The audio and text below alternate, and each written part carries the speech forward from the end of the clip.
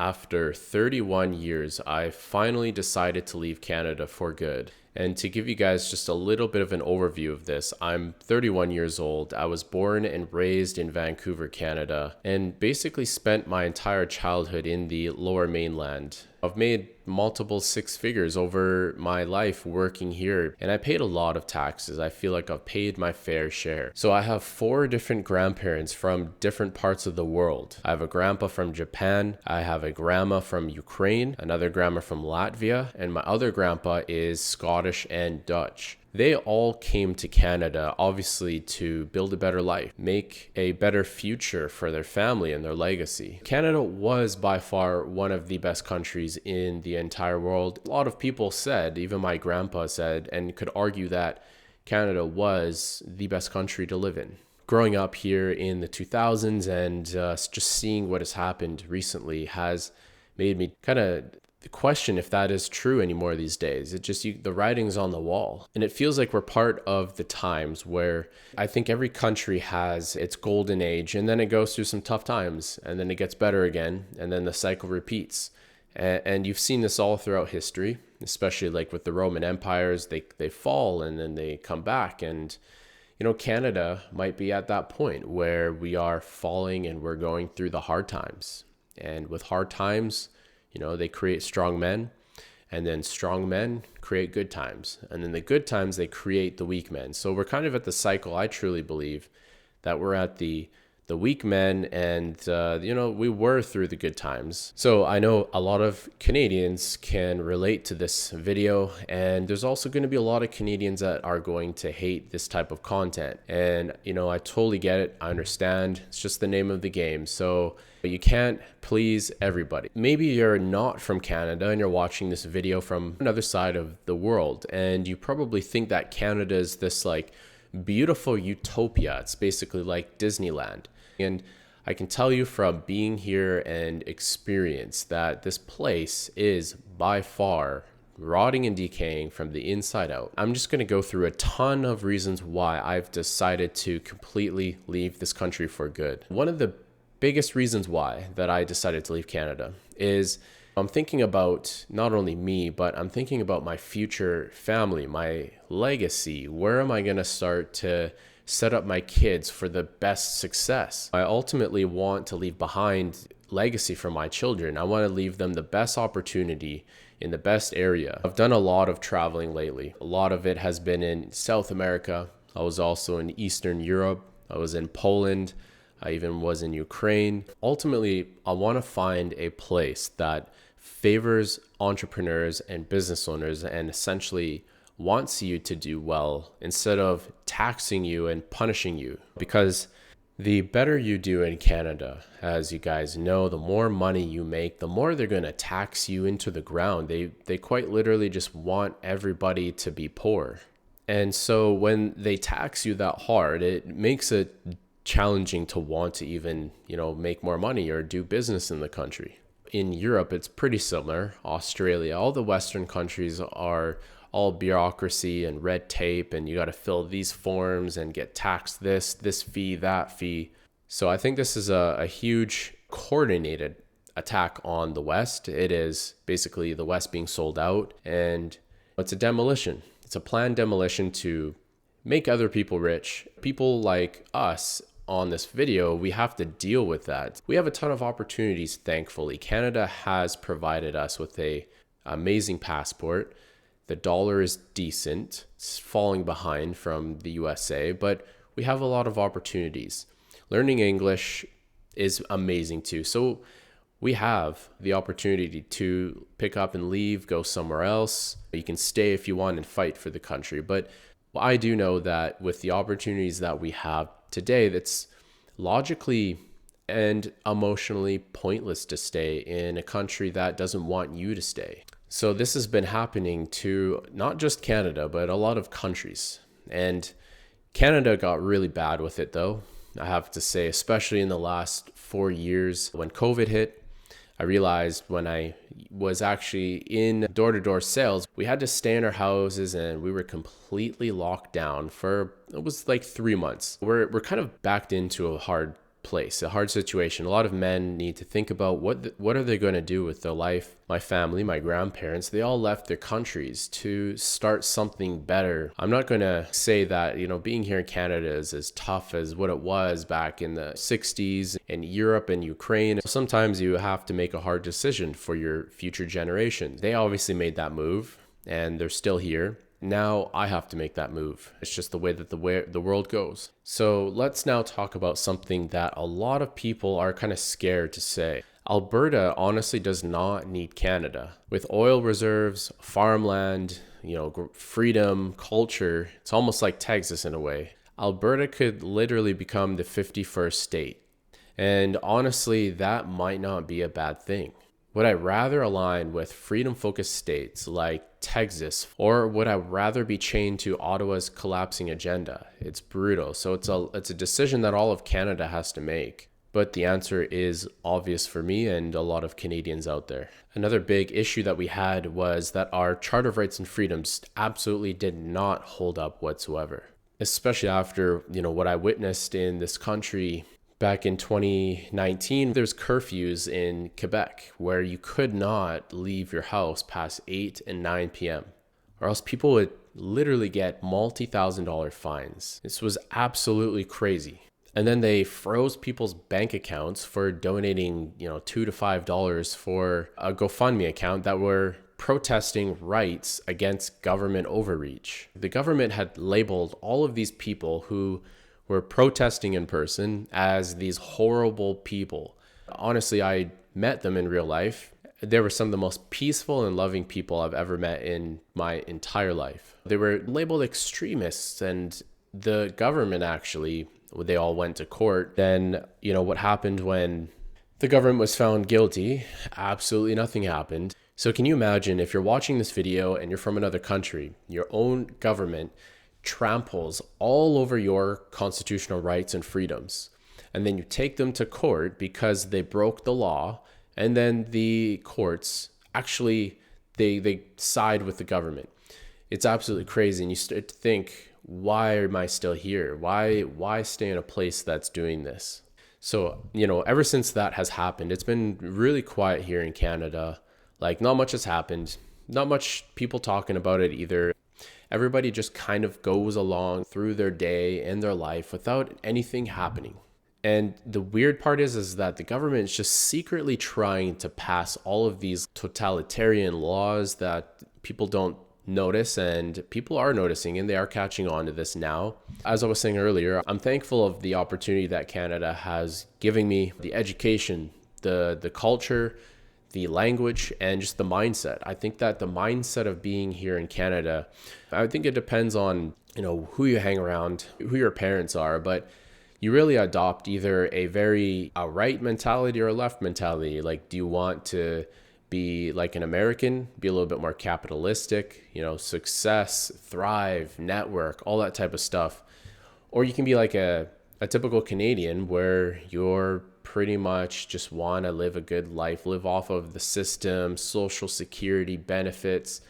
And, there's nothing wrong with that life. Everybody has what they want, and not everybody wants the same thing. For entrepreneurs, it's absolutely brutal in Canada. It makes you not want to do business and not raise a family. The income tax, for example, can be up to 53%. So if you think about that, you're essentially working for the government for over half the year just to make money. And that's just the income tax. You literally pay taxes on everything. You pay taxes on taxes. Canada has one of the highest household debt ratios in the entire world. And that's just a recipe for disaster. It's a matter of time when that's going to catch up to everybody. Not only catch up to the people, but as the country as a whole. So we pay all these taxes like, capital gains tax. We pay property transfer tax. Taxes on taxes, GST. We pay taxes quite literally. If you're taking a breath, it is insane the amount of taxes we pay here. They do this on purpose. This is all by design. We're basically tax slaves. We're working for the government. It's hard to get ahead. It's just like a complete hamster wheel. I'm sure you've heard of these terms called the matrix. You've probably heard of the other term called the system, the rat race, all of these terms, but that's really what it is. We are just working. Most of the Canadians are working just to like survive or to pay taxes to the government. So let me ask you, why are the smartest Canadians leaving the country? They make more in the US, they pay less taxes, they can buy property, and they actually feel free. So I've got a lot of friends that are doctors, they're engineers, entrepreneurs. So if all of these people are leaving Canada, Canada is essentially just losing its entire brain power, and it won't come back. The average house is about $1 million, not even a mansion. This is just like a normal house in the suburbs. So how do you build a family? You don't. That's why our birth rates are tanking here in the country. And what does the government do? They're covering up the entire situation with a Band-Aid. What are they doing? They're importing millions of immigrants, and they're thinking that that's going to fix our system. And basically, the people that they are importing as well, they can't even afford kids. So it's demographic suicide. It's dressed up as multicultural progress. So let's run the numbers on what the other countries cost here. And I have a list that I have here. In Poland is $700 for rent, clean streets, strong family values, 12% tax. Argentina is $500 for rent. You have great food, low crime, and it's very low cost. Texas is also really nice, cheap land, business friendly, and you have full rights. Canada, you have $2,000 rent. Snow, you get crack pipes with that as well. And you have 53% income tax. So tell me, who is winning in this planet? So here's what you're not going to hear on, BBC, CBC, the news. This isn't mismanagement. This is actually controlled demolition. Tax slaves who realize they are not even tax slaves. Monopolies that are feeding off of the poor. And then we have censorship that's wrapped in safety. So nobody knows that it's censorship. So we share the border with one of the richest and powerful countries in the entire world. We have like beautiful big shipping ports on the east, on the west. And then we also have the Arctic as well that has opened up for more trade, more opportunity. So as a Canadian, I feel like Canada should be one of the richest, if not the richest country in the entire world. If this country was in the hands of somebody else, they would do everything they can to have a prosperous nation. And right now, it's just completely turned into asylums, chaos. There's people literally smoking crack pipes at 7 a.m. in the morning. You're driving down the street and you just see a bunch of people smoking crack and meth. And you think, oh, this is such a nice place. It's a good place to raise my kids and my future family. The car theft industry is about a $1 billion a year industry. And what they do is they break into cars and then they steal them, and then they chop up all of the car parts and then they ship them off to other places in the world. And it's a huge thing out there. A lot of people are making money. And, just talking about this type of stuff, like I've had enough. And I know a lot of Canadians are fed up as well.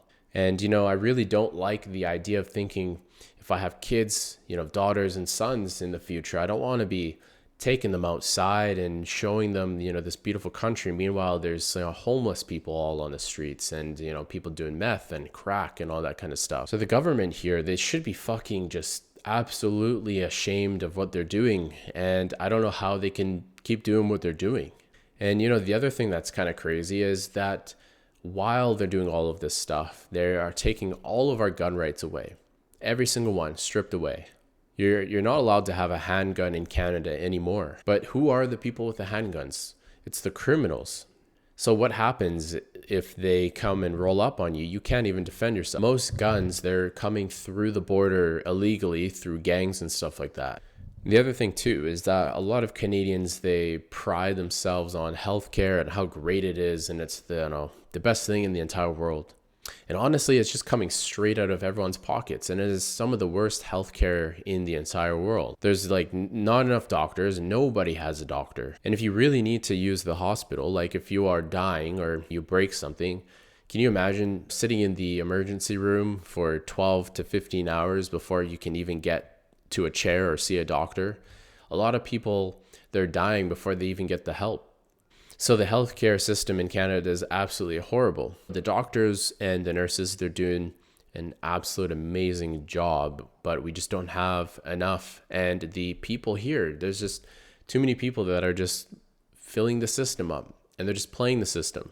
So essentially, like, if you want really good healthcare, what you have to do is just go to United States. And here's the other thing too that makes me realize is that the United States is getting all of our talent because they have better taxes, better weather, better people, better culture, and they just have an overall better quality of life. So the Canadian talent is just flocking to go towards America or other countries. So it's just destroying all the institutions. Everyone's leaving. The only thing that's going up is our taxes.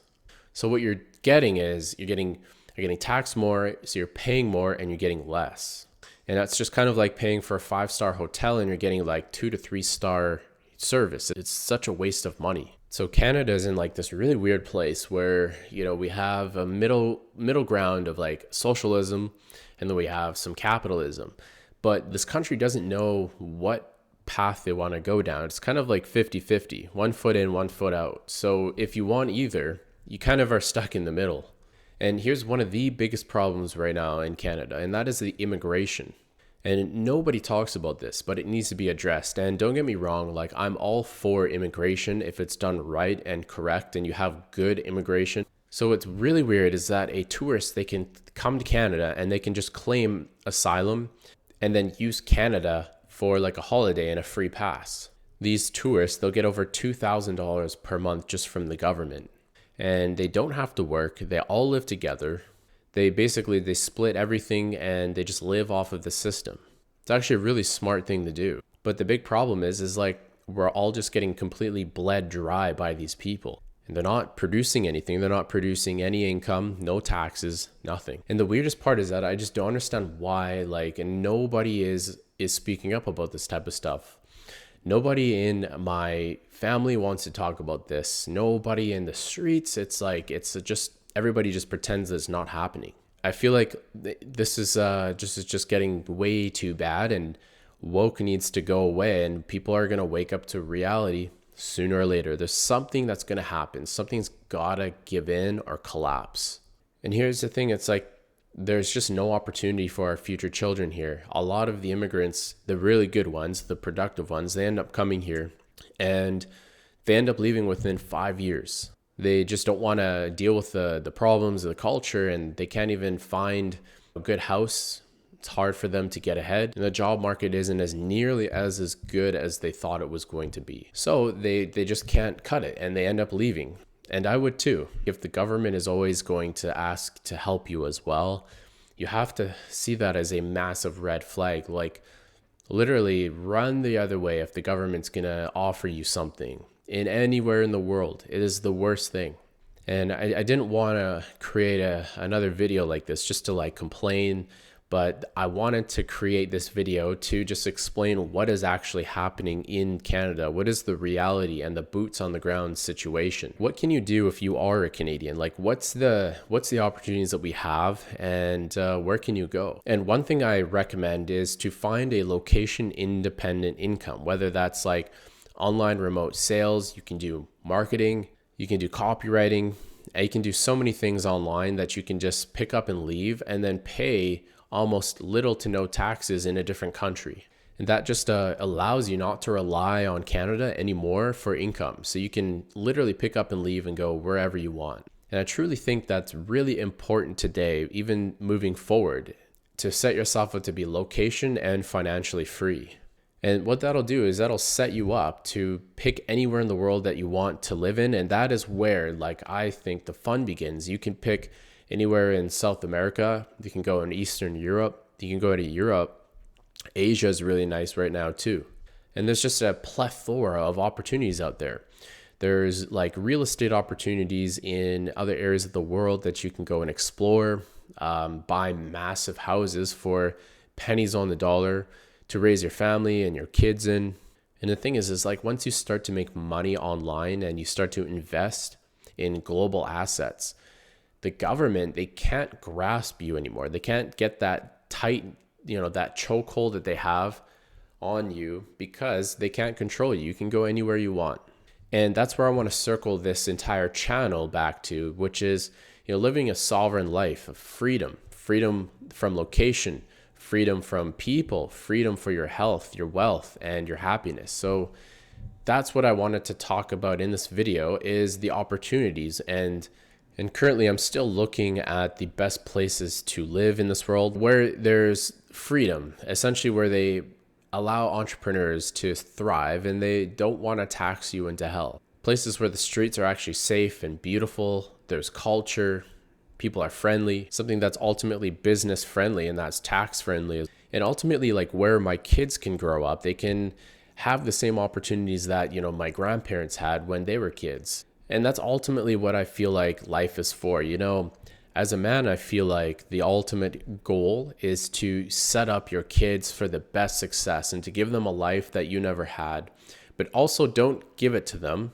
You have to make them earn it, allow them to see like what you went through so that they're not raised as spoiled children. But some other regions that I am interested in is South America and Latin America. You have Panama City, Colombia, you have Argentina, Paraguay. Places in Europe that I'm very interested in is Poland is great. I was there for 3 months and then I was in Ukraine for 3 months. Basically, you have a lot of the countries in Asia. Thailand is a great place.